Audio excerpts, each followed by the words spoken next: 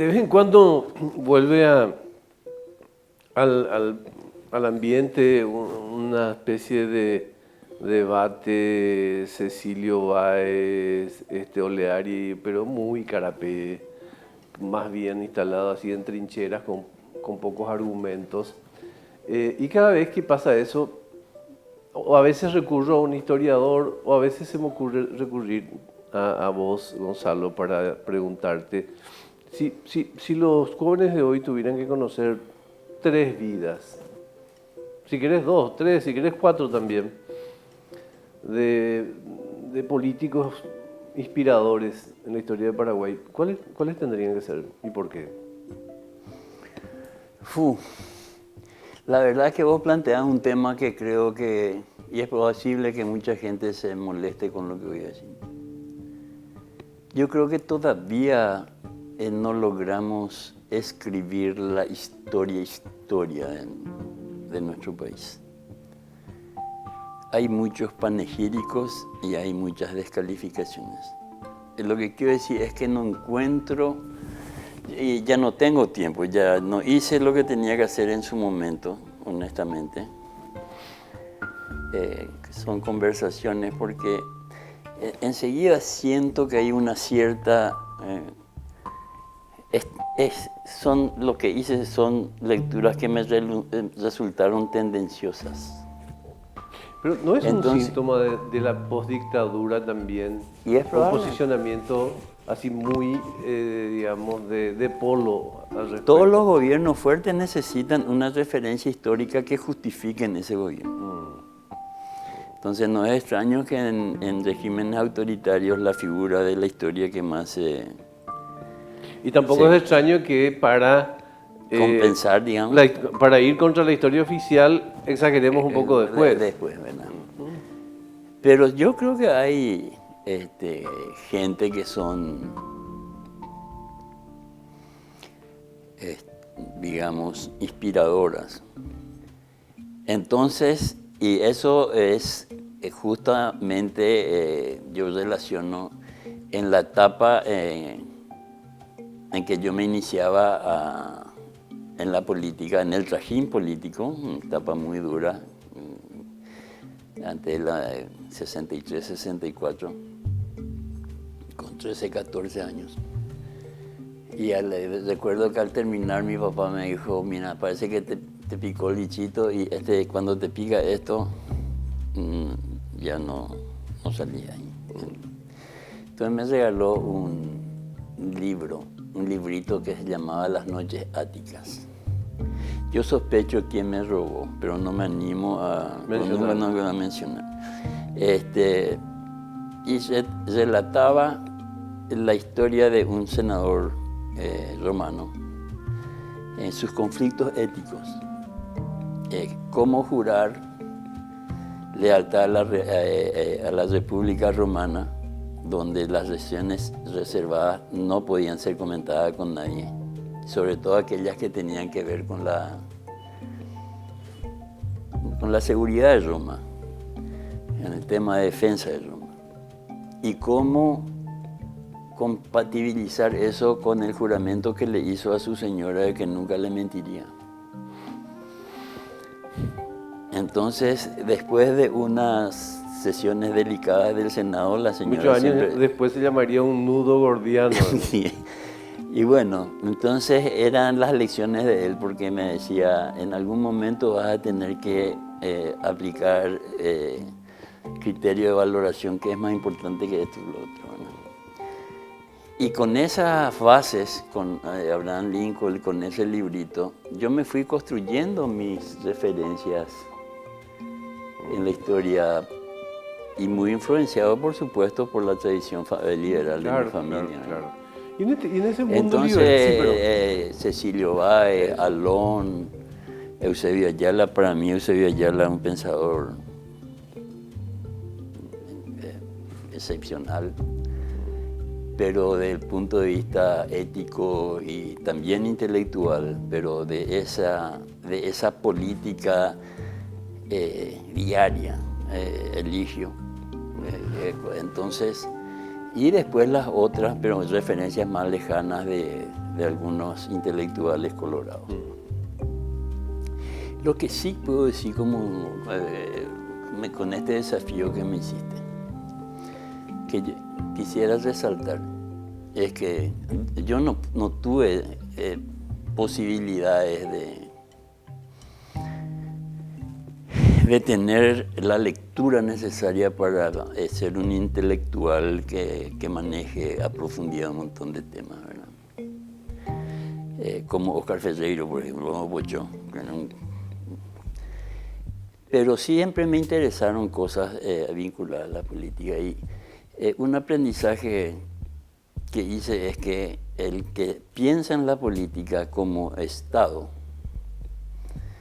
no se diferencia mucho a pesar de las ideologías. Es decir, por lo que le distingue es su visión a futuro y su compromiso con su país.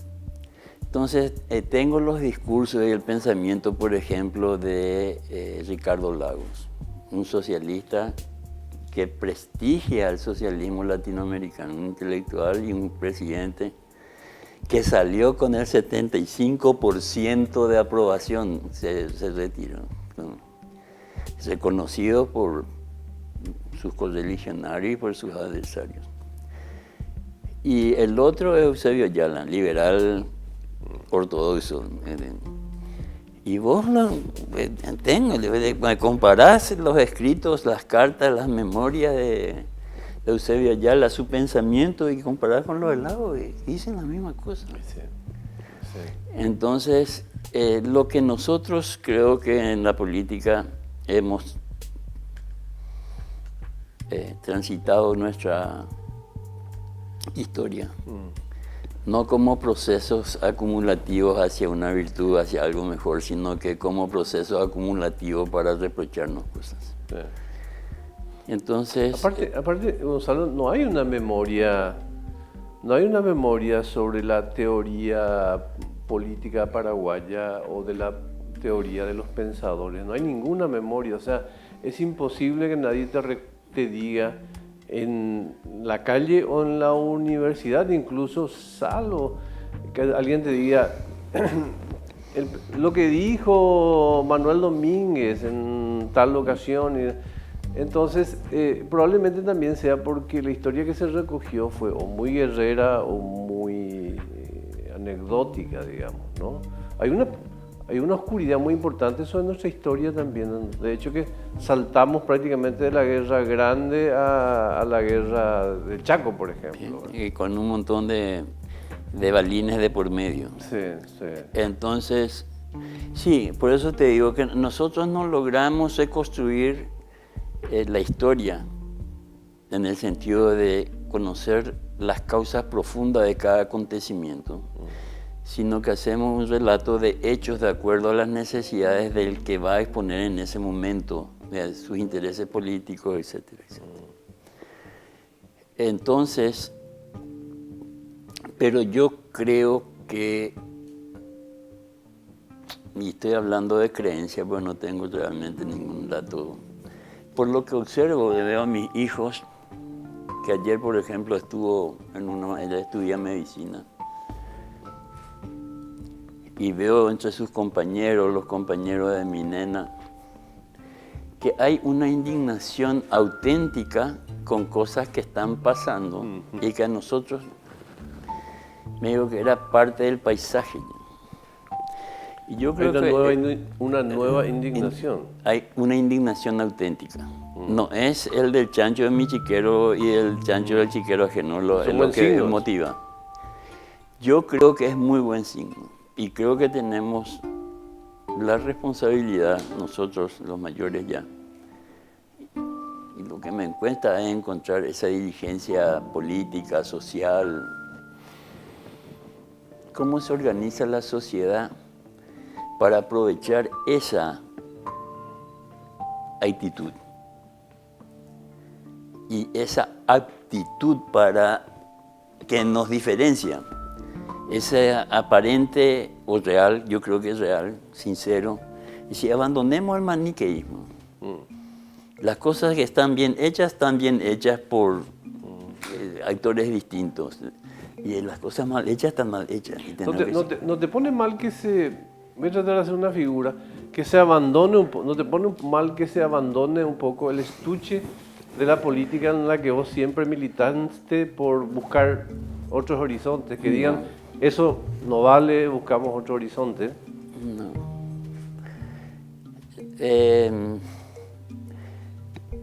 Me argela hablar de mí, pero yo soy librano. Así que me cuesta tomar decisiones. Y trato de ser racionalista. Entonces yo me muevo entre la duda y la terquedad. Soy casi terco, porque después de pensar, de mirar, de analizar los hechos, me conformo una opinión. Es muy fuerte la contrarrazón para que yo cambie de opinión. Tiene que ser muy fuerte. Y eso me llevó a muchos problemas en la militancia. En la militancia partidaria, tratar de racionalizar las cosas es muy peligroso y no es muy apreciado.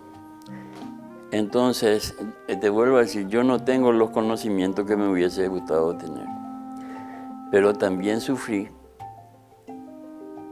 Entre comillas, sufrí, no reprocho nada. Yo agradezco que el país me haya dado la oportunidad de desarrollar las actividades que desarrollé. Agradezco que hasta hoy puedo irme al Mercado 4, acá en una escuadra, a comprar cosas a la madrugada y que la gente me salude y me recuerde. Valoro mucho eso. Estoy muy agradecido. Pero yo desarrollé mi actividad política dentro de una sociedad que en general despreciaba el conocimiento. Entonces, cuando yo quería exponer mis conocimientos en beneficio, proponiendo algo, era increíble, pero es real. Decían, este no es de los nuestros. Entonces, pero disfruto hasta hoy. Uno plantea un problema, por ejemplo, ahora estoy escribiendo sobre los temas en los Estados Unidos, Bolsonaro, describiendo el estereotipo político y tratando de hacer pronóstico en base a eso. Y la gente se enoja. Claro. Entonces vos citas un medio y te dicen, no, ese es de fulano, ese lo está en contra. Entonces no te dice esta información es incorrecta o este argumento es insuficiente o falso. ¿No te mete en contradicciones el hecho que, a ver, mirar el futuro y, digamos, fuiste un defensor implacable de la República, de los partidos políticos siempre como herramientas, ¿verdad?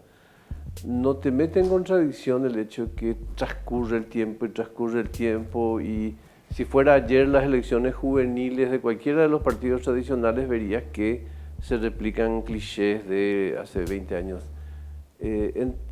¿Eso no te llevó a pensar nunca en que se tendría que buscar otro modelo porque no hay? Yo supongo que hay. Digo, alternativa a partidos políticos. Mira, yo soy un convencido que por lo que vi, lo que veo y cómo se desarrolla la política en algunos lugares que observo, yo creo que nosotros lo que hacemos es desperdiciar el mejor sistema, es decir, el sistema que dio mejores resultados históricamente. En los países que tienen el bipartidismo funcionan como muy bien. Y nosotros somos genéticamente bipartidistas. Lo que pasa es que sobre esos dos partidos construimos un sistema de dominación política que se llama partidocracia, que es el gobierno de los partidos. Y se montó toda esta estructura política, inclusive el sistema constitucional está pensado en términos partidocráticos. ¿Y qué nos pasó? ¿Qué nos pasó? que los partidos políticos dejaron de hacer la tarea política que tienen que hacer para consolidar el sistema. Entonces, es como que vos y yo seamos yo el win derecho, Rengo, y vos el fue al centro petizo, y el técnico nos dice, desbordar a Gonzalo por la derecha, tirarle el centro que Augusto va a cabecear. No sabemos hacer ninguno de los dos, no sabemos hacer la vez. Sí. Entonces, cuando la base de tu sistema, los pilares de tu sistema se debilitan, el sistema sufre y colapsa. Entonces, empezás a hacer una serie de especulaciones de cómo resolver. Y eso es lo que se llama el problema estructural. Porque la estructura, todo el sistema está funcionando sobre esa estructura. Y empezó a degenerarse hasta afectar el funcionamiento del Estado. Es tan fuerte el bipartidismo o la partidocracia después, que por ejemplo en el sistema electoral se cree que va a funcionar con el sistema de control entre partidos. Entonces todo el mundo pelea, entre otras cosas, para tener un poco de cargo para los muchachos. Pero dicen que el control electoral depende de tu capacidad de controlar al adversario. Es decir, no hay un Estado que te garantiza que tu voto va a ser respetado. Tal cual. Yo recuperaría la competencia que no existe. No existe la relación gobierno-oposición. Trataría de recuperar esa competencia que hay entre gobierno y oposición para enriquecer la democracia. Y agregaría un sistema de participación que amplíe el espectro del bipartidismo. Yo creo que es muy valiosa la participación de buenos partidos políticos en los procesos democráticos porque pueden ordenar las demandas de la sociedad, pueden darle prioridad, pueden darle respuestas a esas demandas de la sociedad. O si no, puede ser muy difícil de manejar. Entonces, yo sigo pensando que son buenas. ¿Viste cuando hay muchos partidos políticos? Construir una mayoría es difícil. Es muy difícil y además esas mayorías suelen generar vacíos políticos en sociedades donde el pensamiento político es débil. Entonces, como te decía, acá no hay el juego gobierno-oposición, que significa que la oposición dice, mira, esto que está haciendo el gobierno no está bien, yo creo que para este tema hay que hacer así. O si el gobierno está haciendo bien, dice, ¿saben qué? Yo puedo hacer mejor. Porque el reconocimiento de las virtudes políticas del adversario es una virtud deportiva, no política. Entonces, esa competencia necesitamos, pero acá, ¿qué es lo que tenemos? Lo que acá tenemos es un juego de mayorías y minorías. No hay alternativa, no es la otra cosa, sino de quién tiene más votos para conseguir algo. Bien. La corrupción es quizás el evento más estruendoso que tiene como consecuencia estas falencias, pero me preocupa que no solamente veamos la corrupción como consecuencia de la mala política, porque eso nos priva de ver otros legados funestos que la mala política nos deja, como por ejemplo las relaciones sociales, la educación. Esos son lados bastante jodidos también, ¿no? Sí. Vos sabés que a mí el tema de la corrupción tendría que analizarlo con mayor, no tengo muy claro. A mí me da la impresión, hace 10 años te decía sin ninguna duda, pero hoy no estoy seguro de que la corrupción sea un tema, uno de los issues importantes de la política paraguaya. Es decir, Y eso te iba a decir cuando estábamos hablando de años A en Pilar. En esa época había una competencia por ser mejor. Nosotros valorábamos y decíamos, el conocimiento de este Micosbelli me honra, me prestigia, y este es un grupo que es mejor intelectualmente que este otro, es mejor moralmente que este otro. Yo no sé si hoy no nos jactamos más de los que están en la antípoda, que iba a leer, pero el otro entonces me cuesta hablar de él. Pues yo no creo que hoy en día la corrupción sea un tema que defina unas elecciones, por ejemplo. Sí. Entonces, ahí hay un trabajo. Y mira que lleva tiempo esto. ¿Te acordás? Hay que recomponer el tejido moral. Eso ya era... ¿Cuántos años hace? 80, sí, muchísimo. Ahora... Entonces, ¿evolucionamos o involucionamos?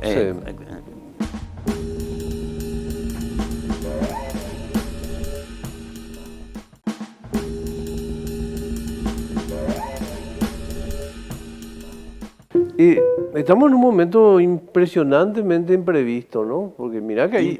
Imprevisto. Tiempo de la pandemia, digo, ¿no? Nadie deja de evaluar como difícil el proceso de reinicio. No tengo idea sobre qué va a pasar, si esto cómo va a incidir en la praxis política. Probablemente me puedas decir, no va a cambiar nada. Pero la economía va a salir bastante golpeada. No se puede hablar de política, planes políticos, programas políticos sin incluir la economía como un eje sustancial. Así que, en concreto, te quiero preguntar, ¿cómo te parece que salimos de este asunto? ¿Cómo vamos a salir? No cómo vamos a salir en términos que nos expliques cómo hacer, sino en qué condiciones, cuál va a ser el estado del arte de nuestra realidad política después de la pandemia. Yo no creo que haya cambios sustanciales, ni acá ni en ninguna parte. Somos los mismos seres humanos, con nuestras mismas debilidades, nuestros mismos sueños. Lo que puede cambiar son las circunstancias en donde vamos a desempeñar nuestras cosas. A mí vos me decís, nos sorprende, y porque quisimos que nos sorprenda. No en nuestro país, sino que en los países que tendrían que liderarnos por sus avances tecnológicos, por sus conocimientos científicos, por sus capacidades económicas. La verdad es que la sorpresa no hubiese sido tal si le hubiésemos hecho caso, por ejemplo, en el 2015 a Bill Clinton, al vicepresidente. a Gates. Sí, Gates, sí. Los sistemas de salud nacionales, ahora pues hay la discusión del globalista y todo lo demás, ¿verdad? Pero ponerle que vos seas nacionalista y decir, no quiero saber nada de la OMS. Pero ¿cómo no voy a atender algo que me están diciendo que puede ocurrir y no prepararme? Sí. Entonces, ¿qué es lo que pasa en todos los países? Ay, estoy sorprendido, ahora denme plata voy a ralentizar la cosa. Pero ya nos están diciendo que en septiembre y octubre va a volver una ola. Y que esta no va a ser la única, ni la última, ni iba a ser más frecuente la aparición de virus cada vez más extraños en el término de no se los conocen bien y que tienen su proceso para darle una respuesta. Nosotros vamos a estar en condiciones de estar atentos. Nuestros servicios en el exterior, sean nuestras relaciones con los otros países, sean nuestras relaciones con las otras universidades, con los centros de investigación, ¿cuán intenso van a saber para decir, ojo los muchachos?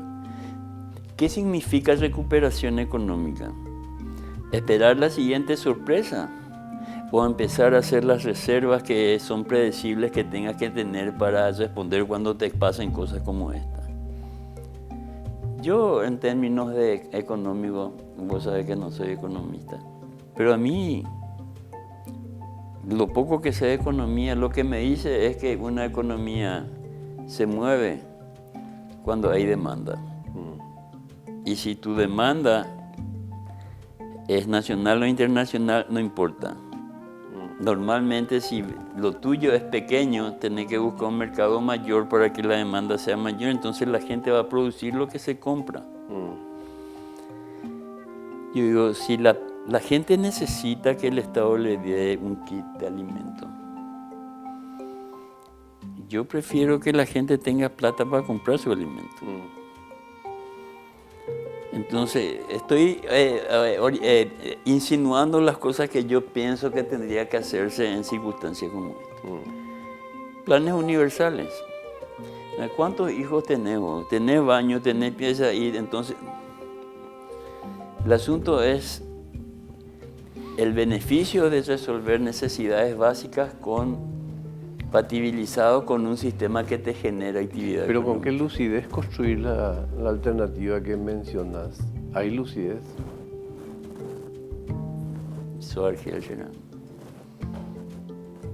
Digo, la asistencia, por no decir asistencialismo. No le voy a sacar la cola a la gente. Sí.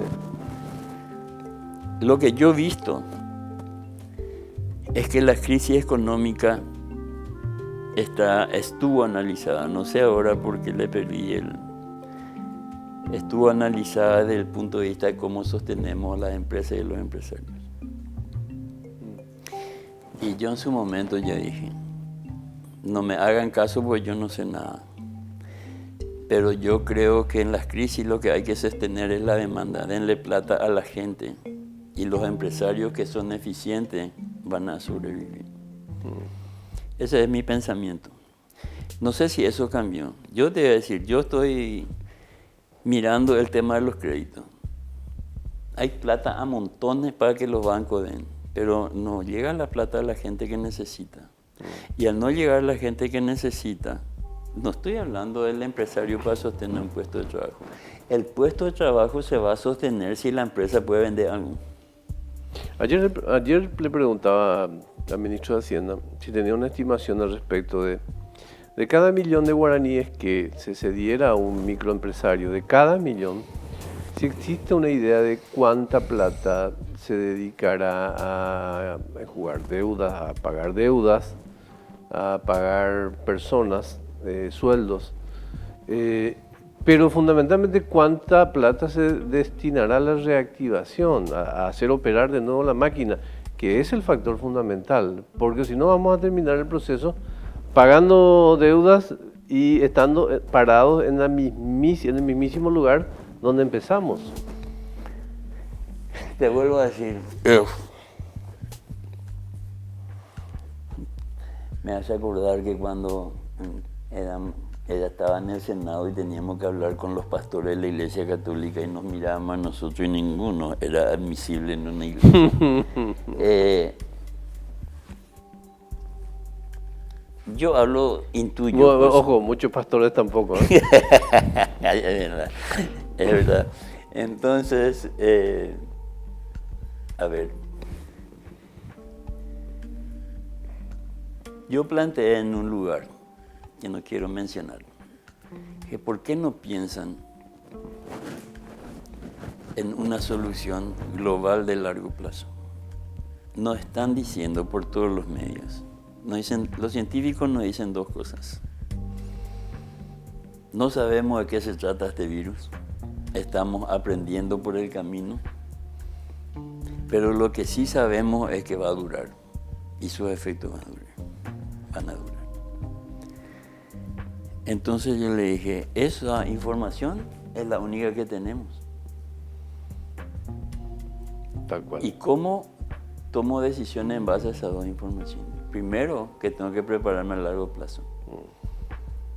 Y segundo, que esto va a demandar una enorme cantidad de dinero. Entonces, tratemos de pensar cuánto dinero vamos a tener y construyamos distintos escenarios para los próximos 2 o 3 años. Y de una planteamos a la sociedad, miren, esto es lo que está pasando y esto es lo que nosotros teníamos, el dinero que se va a necesitar para hacer esto y estos programas. No, creo que no sé si ahora, pero hasta no hace mucho, estaba observando, lo estamos diciendo, es reaccionando. No, absolutamente. Entonces estamos pidiendo 500.000, después 2.000 millones, había sido que vamos a necesitar 3.000. Y eso genera una inquietud muy fuerte. No tanto que dice, nuestros nietos van a ver el discurso político de nuestros nietos, van a pagar y qué sé yo, porque lo que se vio en el mundo es que la deuda externa no se paga nomás. Es la bicicleta más grande que hay en el planeta, ¿verdad? Entonces, lo que yo digo es, ¿qué es lo que genera? Y la incertidumbre te genera temor y se puede decir cualquier cosa. Y yo creo que por ahí tendría que convocarse. Vos notás que hay un elemento de confrontación muy intensa en este momento que no nos permite decir, bueno, señores, vamos, porque no nos fue muy mal durante en ningún sentido nos fue muy mal. Países vecinos y más allá han sido terribles. No fue mejor incluso. Sí, entonces, yo digo, estos son los momentos en que el liderazgo tiene que basarse en la capacidad de construcción de consensos mirando mediano y largo plazo. Y jugarse por eso. Yo creo que si es que a nosotros nos afectó más que posiblemente la cuarentena, las condiciones climáticas, el precio de los commodities, etcétera, etcétera. Pero aún así, aparentemente, los indicadores macroeconómicos son todavía muy buenos y nos generan oportunidades adicionales que otros ya no tienen. Así es. Entonces yo creo que acá hay un trabajo político de construcción de consensos para enfrentar como nación este desafío. Un último tópico que quiero tocar contigo y sos indicadísimo para el efecto. De pronto, pues, en medio de la peor crisis, nos inspiramos a hablar de la reforma del Estado, ¿verdad? Y después incluso los pensamientos más ilustrados recordaron que ese es un asunto estructural, no de el sueldo del ascensorista de la Cámara de Senadores. Primero, ¿qué te genera la oportunidad de este debate?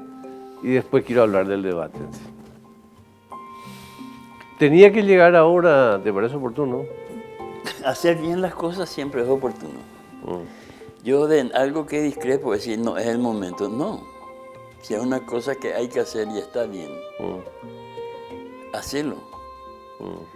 En la política, y vos sabés mejor que yo, hay dos conceptos básicos para el proceso de toma de decisiones. Es decir, un político toma decisiones considerando dos cosas que son mucho más importantes que en cualquier otra actividad.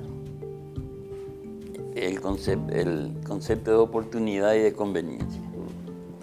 Una cosa conveniente pero inoportuna puede hacerte abortar el proceso. Tu idea buena puede ser un nonato, porque es inoportuno, todavía no maduró para presentar. Y si pasó, ya está podrido, ya se manoseó. Yo creo que hay cosas que se pueden hacer en términos de reforma para que funcione mejor la burocracia en beneficio de la gente. ¿Qué, por hay ejemplo? Cosas que son todo el sistema de registro público. Hay avances importantes aprovechando la tecnología. Te voy a dar una anécdota, creo que conté varias veces, inclusive en el canal. Mi experiencia de renovación de cédula.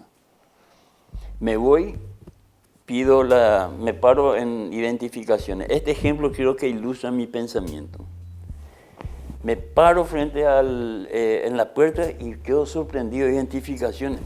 Todo, luces, números digitales, cómodo, tele para... Me paro ahí. Claro, digo. había dos señoritas, impecablemente uniformadas. Se vieron cara de pajuerano, pilarense, y yo pues, sorprendido, ¿verdad? Y, señor, ¿en qué le puedo ayudar? Todavía más impresionado. Sí. ¿Cuándo la policía te trata así? Sí. Y le digo, se me perdió la cédula y necesito un duplicado. Y ahí empezó el tema. Y me dice, ¿hizo ya la denuncia? No. Tiene que hacer la denuncia en la comisaría de su barrio. Señorita, yo no sé si se me pidió en Pilar o en mi barrio, que es el barrio Jara. Tengo que irme otra vez a gastar nada hasta tiempo hasta ahí. No tiene que hacer la denuncia a la policía. Discúlpeme, ¿usted qué es? Le estoy contando, tómelo como denuncia, que se me perdió la cédula. Ahí empezó todo el drama. Le voy a contar como hace muchos años ya esto, sí, mínimo 4 o 5. Entonces me dice, vale con la pena, Augusto, de darle un tiempo a esto para Sí, sí. cómo la política no piensa en la gente. Y cómo el estuche nuevo no cambia el producto. Ahí está. Entonces, viene de allá, viene una y chiquitita, ya no, conocerlo, le patea abajo de la mesa y le dice, ese gobernador senador. Y ella ya estaba caliente, pues yo ya le estaba cuestionando su autoridad, pues. Y le dicen, ay, papá. Entonces ella se da cuenta que la otra estaba empacada. Entonces se va y viene de allá. Viene el comisario. ¿Qué tal, mi estimado? Totalmente identificado. Jefe, claro, senador querido, ¿en qué le puedo hacer? Y le digo, vengo a buscar un duplicado. Y me dice, ni en un zapaite. No. Te voy a contar algo, comisario. Yo fui 10 años senador. Jamás usé el salón VIP del salón. Hice todas las colas en todos los lugares que tengo que hacer cola. El privilegio de ser senador de mi país ya es suficiente como para tener otro tipo de privilegio. No. Pero a mí nada más canal dicen, yo esa peite ya arreglan. Te voy a aceptar esto si me decís quién dispuso este procedimiento, para ir a hablar con él y decirle que es una tontería. Porque con este procedimiento, alguien que necesita una cédula pierde 3 o 4 días, normal, y no sé cuánto va a gastar entre esperar, comer, desayunar, volver a su casa. Y su patrón también tiene que perder a un funcionario por 3 días. Es una tontería, comisario. Decime, el ministro del Interior, ¿quién es el que dispone esto? Bueno, ese es el tema. Si nosotros pensásemos en la cotidianidad de nuestros compatriotas, de nuestros ciudadanos, en su relación con el Estado, con todos los avances tecnológicos y las posibilidades que hay, podríamos hacer reformas en la burocracia. Pero primero tenés que instalar el chip, que la burocracia está para ordenar, no para impedir o dificultar. Entonces... Sí, te agregaría algo, que la tecnología está al servicio del cambio de cultura y no de su conservación y su exacerbación. Eso, lo acabas de decir, es decir, el estuche del contenido que se verá. Sí. Entonces yo, ¿cuáles son las reformas que nadie se pueden oponer? Aquellas que van a mejorar mi relacionamiento con el Estado. Aquellas que me van a posibilitar ser un buen ciudadano. Mi hijo, que hace mucho que está en los Estados Unidos, me dice, vino acá hace 2 o 3 años y empezamos a hacer algunas gestiones. Me dice, qué difícil es ser buen ciudadano en nuestro país, papá. Después de 10 años de estudiar allá, doctor en economía, profesor universitario, etc. Y vos no te das cuenta, porque ese es nuestro paisaje. Perteneciste a un corpus de personas que en el 92 produjo una constitución que repensó muchas cosas. Muchas veces se cuestionan las gobernaciones, se cuestionan la motivación misma de la creación de las gobernaciones, las juntas departamentales y compañía. A esta altura, Gonzalo Quintana, ¿haces un chequeo de lista y decís, ¿en esto fallamos o no? En donde más grande fallamos es en la descentralización. Yo tomé 3 o 4 temas y estudié profundamente eso. Pero en mi propia bancada me dijeron de que eso no era descentralización, sino que federalismo. Y no pude convencerle que no era cierto. En la Constituyente, en 1992, esto que salió como supuestamente descentralización es el producto de gente que no sabía lo que era y quería, y la gente que sabía lo que era y no quería. No querían. Entonces salió una cosa horrible. Entonces, ¿se puede modificar? Sí, se puede modificar. ¿Hay que hacer una reforma constitucional? No. Hay que hacer, con el criterio de la reforma del Estado, una redistribución de competencias y una redistribución de funciones. ¿Por qué medio? Por el medio de los contratos de transferencia, de acuerdos. Es decir, el Ministerio de Agricultura le dice al encargado de Agricultura de la Gobernación, mira, este programa de agricultura familiar campesina o de hortaliza o lo que sea, te paso a vos. Estos son tus recursos y estas son las condiciones. Porque él está cerca del productor. Para hablar con el viceministro del área tenés que hacer 150 llamadas telefónicas y 3 meses antesala. Acercarle a la autoridad a la gente. Entonces, está mal. Salió, no es que salió, a mí a veces mi evaluación salió deliberadamente mal, porque la bancadita famosa, bancadita campesina, que no sabía lo que era descentralización, quería el delegado de gobierno, pero electo. Él quería ser el delegado de gobierno, él quería ser jefe de la policía, igualito, pero así. Entonces nos salió bastante raro, por decirlo así. Pero no es un impedimento para utilizarlo como una herramienta para lograr eficiencia a gusto. El día en que nos sentemos así, ¿cómo podemos hacer que el sector público sea más eficiente? Ahí empezaste a hacer reformas. Bueno, para que no te vuelvas a dormir en la próxima constituyente, los patrocinantes tienen este obsequio. Ay, muchísimas gracias, muy amable. Gracias, Augusto. Y gracias a Nescafé. Muchas gracias, muy amable, muchas gracias.